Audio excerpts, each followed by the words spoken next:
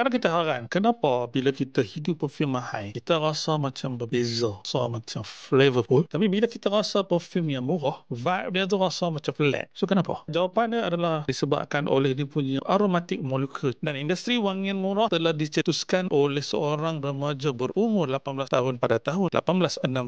William Henry Perkins. Dia nak cipta ubat malaria. Tapi eksperimen dia gagal. Dalam kegagalan tu, dia jumpa satu benda yang sangat berharga, iaitu dia nampak ada satu warna ungu yang pelik. Rupanya dia cipta Malvin, satu pewarna sintetik. Pertama, dia pun mula fikir, kalau warna boleh dicipta, kalau macam tu scent pun boleh dibuat. Betul. 1868 kumarin sintetik dicipta, bau fresh sweet yang macam rumput kering tu, dan itu adalah molekul pertama yang berjaya ditiru 100% secara sintetik. Pada tahun 1874, vanilin sintetik tercipta. Dia menjadikan vanila ni sangat accessible dalam bidang perfume, baking dan juga candles. Nitromas pada tahun 1888 ditemui oleh saintis yang tengah buat bahan letupan. Dia digunakan di dalam deterjen, sabun mandi dan juga deodoran. Dan semua ni terjadi selepas daripada penemuan yang Perkins buat pada tahun 1856. Sintetik murah, konsisten dan stabil. Tapi ada perkara yang sintetik ni tak boleh tiru. Satu adalah biological memory. Otak manusia ni kita dah kenal bau semula jadi macam kayu, resin dan tanah sejak daripada dulu. So bila ada satu bau sintetik yang tak ada dalam memori itu, benda tu menjadikan dia tak apa warm untuk manusia. Itu menjadikan sintetik bau ni hanyalah semata-mata kosmetik untuk manusia. Kedua adalah natural complexity dia. Natural scent ada lebih dari 100 molekul, tapi sintetik hanyalah ada 3 ke 5. Itu yang dia tak boleh tiru dari segi richness dia. Dan otak manusia dia very sensitive dengan complexity aromatik. Dan kajian daripada Oxford pun menunjukkan bahawa natural scent aktifkan